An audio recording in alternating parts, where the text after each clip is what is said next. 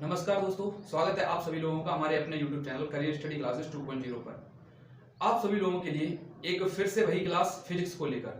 हम पिछली क्लास तक हमने प्रकाश की कुछ प्रॉपर्टीज के बारे में पढ़ा था, प्रकाश के बारे में जाना था, उसके क्या क्या गुण हैं और किन किन वैज्ञानिकों ने अपना अपना क्या क्या मत दिया प्रकाश के ऊपर, हमने वो भी जाना था। और आज हम बात करेंगे रिफ्लेक्शन ऑफ लाइट यानी कि प्रकाश का परावर्तन। हम बात करेंगे आज प्रकाश के परावर्तन को लेकर। चलिए देखते हैं आखिर प्रकाश का परावर्तन है क्या और उसके नियम क्या क्या हैं। प्रकाश का परावर्तन दो तरह से होता है, एक नियमित परावर्तन, एक अनियमित परावर्तन। सबसे पहले हम प्रकाश का बेसिक जो स्ट्रक्चर है उसे देखते हैं, उसके बाद आगे बात करते हैं। चलिए सबसे पहले हम कोई एक अपारदर्शी सतह लेते हैं। सबसे पहले कोई एक अपारदर्शी सतह, ये हमने मान लिया एक अपारदर्शी सतह है। अपारदर्शी सतह, इस सतह पर हमें प्रकाश की एक किरण को आपतित कराना है। एक प्रकाश की कोई किरण इस एंगल से आई, इसे हम बोलेंगे आपतित किरण। क्या बोलेंगे? आपतित किरण। इंग्लिश में इसी को बोलते हैं इंसिडेंट रे। ठीक है। उसके बाद जब ये प्रकाश की किरण इस अपारदर्शी सतह से टकराएगी, उसके बाद इसका होगा रिफ्लेक्शन, उसके बाद होगा इसका रिफ्लेक्शन। रिफ्लेक्शन को बोलते हैं परावर्तन। यहां से होगा इसका परावर्तन। परावर्तन होगा तो इसी को बोलते हैं परावर्तित किरण।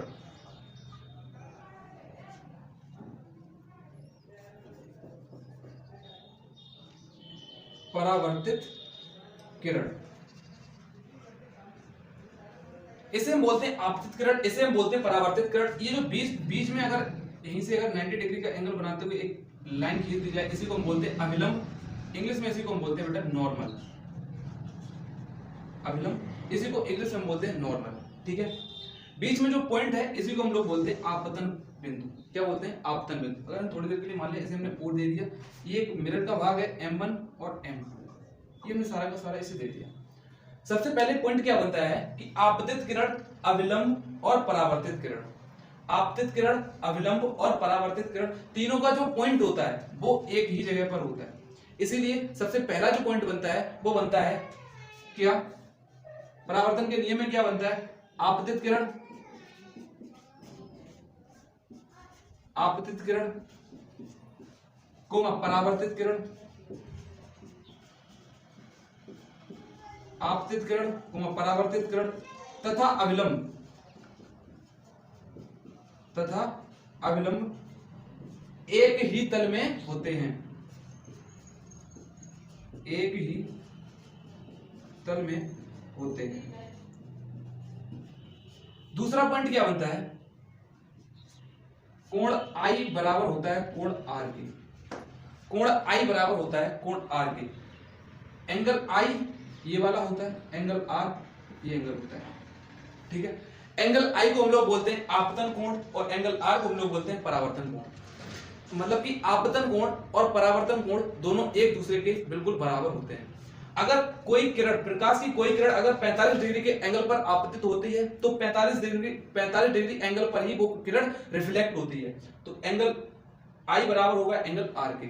और ये जो बचता है, ये जो बचा हुआ वाला एंगल है, इसी को हम लोग बोलते हैं ग्लांसिक एंगल। ग्लांसिक एंगल, इसी को हिंदी में बोलते हैं छूता हुआ कोण। सभी के कोणों को हिंदी में भी लिख लेते हैं, कोण आई और कोण आर और कोण एंगल जी। इसे हम बोलते हैं आपतन कोण, इसे हम बोलते हैं परावर्तन कोण, परावर्तन कोण, और इसे हम बोलते हैं छूता हुआ कोण। एंगल आई आपतन कोण, एंगल आर परावर्तन कोण, एंगल जी छूता हुआ कोण। आई होप आप लोगों को ये बात समझ में आई होगी। सबसे पहले हमने क्या सीखा कि हमने एक अपारदर्शी सतह लिया, एक ऐसा मिरर लिया, मान लो हमने एक अपारदर्शी माध्यम लिया, प्रकाश की किरण को हमने इसी माध्यम पर रिफ्लेक्ट कराया। रिफ्लेक्ट होने के बाद वो परावर्तन हुआ, परावर्तन होने के बाद जो बीच में जो है इसे हम बोलते हैं अविलंब। इसे हम बोलते हैं आपतित किरण, परावर्तित किरण और अविलंब। यहीं से पॉइंट निकल के आता है आपतित किरण, परावर्तित किरण और अविलंब तीनों एक ही तल में होते हैं। एंगल आई हमेशा बराबर होता है एंगल आर के। ये चीज समझ में आई होगी। उसके बाद ये जो होता है एंगल जी, ग्लांसिक एंगल, इसे हम बोलते हैं ग्लांसिक एंगल यानी कि छूता हुआ कोण। दोनों ही तरफ ये भी एंगल जी है तो ये भी एंगल जी ही रहता है। ये आप लोगों को बात समझ में आई होगी। ये प्रॉपर्टीज है प्रकाश के परावर्तन की। आगे प्रकाश का परावर्तन इस एंगल से हो रहा है, ये जो हमने अभी आपको बताया, ये प्रकाश के परावर्तन की छोटी प्रॉपर्टीज हमने आपको बताई हैं। अब हम आगे देखते हैं प्रकाश का परावर्तन। हमने शुरुआत में ही बताया था कि दो तरह से प्रकाश का परावर्तन होता है, एक नियमित, एक अनियमित। नियमित का उदाहरण तो हम ये से मान सकते हैं, और अनियमित क्या होता है, एक खुरखुरी सतह। किस तरह से, अगर ये एक नियमित है, यहां से अगर परावर्तन होगा तो इस तरह से जाएगा, ये हमेशा अगर इसे बीच में अविलंब है तो ये एंगल आई हमेशा बराबर होगा एंगल आर के। इसके लिए एंगल आई हमेशा बराबर होता है एंगल आर के लिए, इसे हम बोलते हैं नियमित परावर्तन। नियमित परावर्तन, ठीक है। अनियमित परावर्तन क्या होता है, अनियमित परावर्तन, उसके लिए हमने एक खुरखुरी सतह ली। जैसे अगर मान लो सड़क, हमने एक सड़क का एग्जांपल लिया, जो भी आपके दिमाग में खुरखुरा कोई भी चीज आई, हमने इस तरह से, अगर इस पर प्रकाश की किरण को डालते हैं तो हो सकता है यू रिफ्लेक्ट हो जाए, अगर हो सकता है इस तरह से, उस तरह से चली जाए, इसी माध्यम में लौट जाए। इसका कोई वो नहीं होता है, किसी सीक्वेंस से नहीं आती है। इसके लिए बराबर होता है एंगल आई बराबर होता है हमेशा एंगल आर के। अगर बात करें कुछ प्रॉपर्टीज की, कि हमेशा इसका इमेज लिया जा सकता है, इसका इमेज लिया जा सकता है, इसका इमेज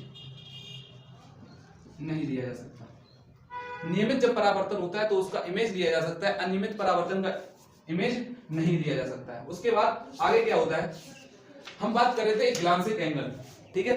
ग्लांसिक एंगल, ये बात आप लोगों को समझ में आई होगी। अब बात यहीं पे आती है ग्लांसिक एंगल, कुछ यहां से मान निकल के आता है। क्या, अगर बात की जाए एंगल आर और एंगल जी, एंगल आर और एंगल जी को अगर जोड़ा जाए तो किस तरह से निकल के आता है। ये पूरी लाइन कितने एंगल की होगी, 180।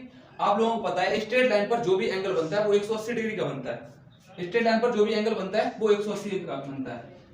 Angle G plus angle I, ये दोनों आपस में 90 डिग्री के हैं, और angle R plus angle G, ये भी 90 डिग्री के हैं। सब एंगल, एंगल जी इधर भी है, एंगल जी इधर भी है। अगर एक तरह से देखोगे तो कट जाएगा, तो यहाँ से भी क्या निकल के आएगा, एंगल आई बराबर एंगल आर। मतलब ये दोनों आपस में बराबर होते हैं, ये दोनों आपस में बराबर होते हैं।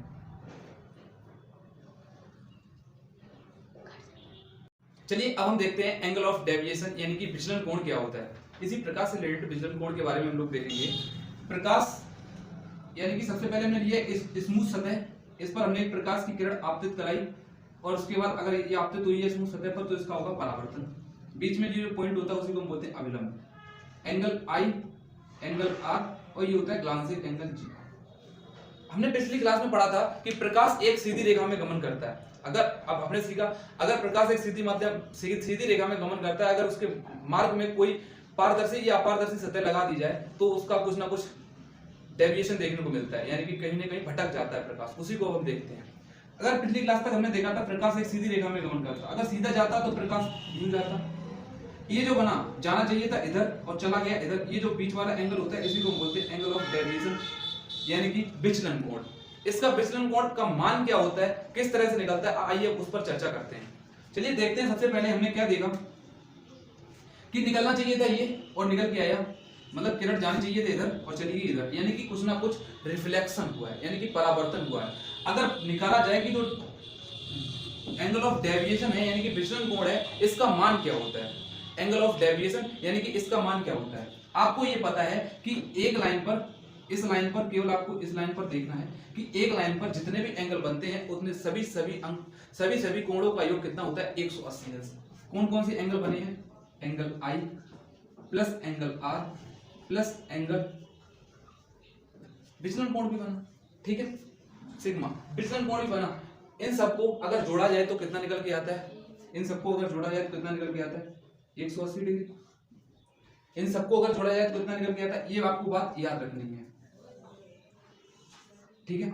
उसके बाद आपको एक बात और भी पता है कि एंगल आई और एंगल आर हमेशा बराबर होते हैं इस वाले केस में, जो प्रकाश का परावर्तन होता है उस वाले केस में। चाहे हम एंगल आई के बराबर एंगल आर को रख लें, चाहे आप कुछ भी रख लें। हमने क्या किया, एंगल आई प्लस एंगल आई, क्योंकि ये बराबर होता है तो रख सकते हैं। उसके बाद बराबर 180, एक एंगल आई ये है, एक एंगल आई ये है, दोनों को जोड़ दो 2i होगा। इस तरफ प्लस का होगा, बराबर किस तरफ जाएगा तो माइनस का होगा। एक ही लाइन में हमने सॉल्व किया और निकल गया है 180 minus 2i, 180 minus 2i। 2i। अगर पूछा जाए कि एंगल ऑफ डेविएशन का मान क्या होता है 180 माइनस 2i, चाहे आप 2i लिखो या फिर 2r लिखो, बात एक ही है, क्योंकि इसको इस तरह से भी लिख सकते हैं 180 माइनस 2r, क्योंकि विचलन परावर्तन कोण और आपतन कोण एक दूसरे के बिल्कुल बराबर होते हैं। यहां से निकल के आया। अगर पूछा जाए एंगल ऑफ डेविएशन को किससे डिनोट करते हैं, इससे। ठीक है, आई होप आप लोगों को इस विचलन कोण के बारे में समझ में आया होगा। अगर यहीं से एक चीज और निकालें, एंगल ऑफ ग्लांसिंग एंगल यानी कि छूता हुआ कोण। ये छूता हुआ कोण क्या होता है, इसका मान इससे कैसे निकल के आएगा, इसका मान यहां से कैसे निकल के आएगा। चलिए इसको भी देखते हैं, इसको देखते हैं किस तरह से निकल के आएगा। अगर हम किस तरह से निकालते हैं, सबसे पहले इस वाले एंगल में बात करते हैं। इस तरह से ये पूरा एंगल कितने अंश का होगा, 90 अंश का। ये पूरा एंगल कितने अंश का होगा, 90 अंश का। मतलब angle I plus angle G बराबर होगा 90 डिग्री। अगर यहां से हम केवल और केवल ग्लांसिंग एंगल का मान निकालें तो कितना निकल के आएगा, एंगल G बराबर 90 माइनस I, एंगल G बराबर 90 माइनस I। अगर पूछा जाए ग्लांसिंग एंगल का मान कितना होता है, 90 माइनस I। I यहां पर क्या है, आपतन कोण। अगर यही बराबर हो जाएगा, इस तरह से भी लिख सकते हैं, एंगल G बराबर 90 माइनस R, यानी कि ये परावर्तन कोण के भी बराबर होता है। ठीक है, ये बात आप लोगों को समझ में आई होगी। अगर आपको I और R, एंगल I और एंगल R, यहां से मान निकाल सकते हो एंगल का। अगर यहां से आप I का मान निकालोगे तो किस तरह से निकल के आएगा, एंगल G माइनस 90 बराबर I। ठीक है, इस तरह से निकल के आएगा। ठीक है, चलिए अब देखिए यहां से ये निकल के आया। अगर R का मान निकालोगे तो क्या निकल के आएगा, R का मान निकालोगे तब भी यही निकल के आएगा, 90 माइनस एंगल G।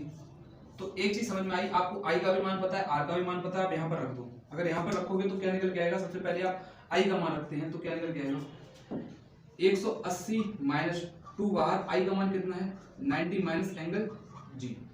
मल्टीप्लाई करो, 180 माइनस 180 प्लस G, 180 से 180 कट जाएगा तो यहां से निकल के आएगा जो बराबर होता है एंगल 2G, क्योंकि 2 का मल्टीप्लाई होगा ना 2G होगा। मतलब कि अगर जो विचलन कोण होता है वो निकल के आता है इसके दुगने के बराबर, ग्लांसिंग एंगल के दुगने के बराबर निकल के आता है। यानी कि विचलन कोण क्या होता है कि अगर जो ग्लांसिंग एंगल है अगर उसका दोगुना कर दिया जाए, एक्चुअल में रेखा को वो प्रकाश को सीधा जाना चाहिए था, गया इधर, वो कितने के बराबर डिक्रीजमेंट और उथल पुथल होती है कितने के, दोगुने के बराबर। चलिए आप लोगों को ये विचलन कोण समझ में आया होगा, आई होप।